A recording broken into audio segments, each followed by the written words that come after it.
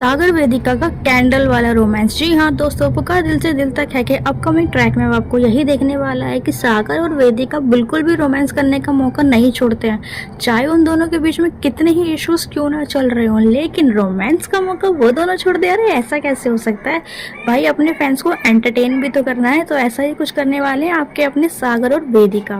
वेदिका करेगी सागर से शादी के प्रपोजल की बात। वहाँ पे वो सागर से कहते हुए नजर आने वाली है कि आपने मुझे शादी के लिए प्रपोज किया था, मेरा जवाब है हाँ, मैं आपसे शादी करने के लिए तैयार हूँ। वेदिका की ये बात सुनकर सागर काफी ज्यादा हैरान हो जाएगा, लेकिन वो उसको रिजेक्ट कर देगा। उसका रीजन तो आप सब जानते ही हैं। अब भाई रिजेक्ट करने से पहले सागर वेदिका को कुछ भी ना कहे ऐसा तो हो नहीं सकता, क्योंकि जब वेदिका ने सागर को रिजेक्ट किया था तो बहुत लंबा चौड़ा भाषण दिया था, उसे बहुत कुछ सुनाया था रिश्तों के मामले में, लॉ के बारे में भी उसने सुना दिया था।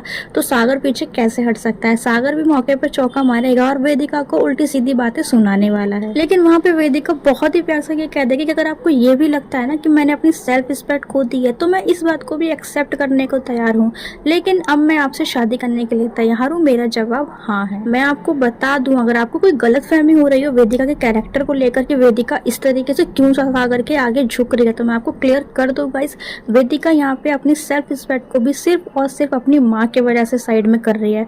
उसका दूसरा और कोई रीजन नहीं है। वो प्यार की वजह से बिल्कुल भी नहीं झुक रही है, वो अपनी माँ की वजह से झुक। बात करते हैं सीन की। अब अगर सागर इतना कुछ सुनाएगा, इतना कुछ कहेगा, तो वेदिका वहाँ पर बहुत ही पोलाइटली उससे माफी मांगते हुए नजर आने वाली है कि मैंने जो भी किया, मेरा जो भी बिहेवियर था आपके लिए, मैं उन सभी बातों के लिए आपसे माफी मांगती हूँ।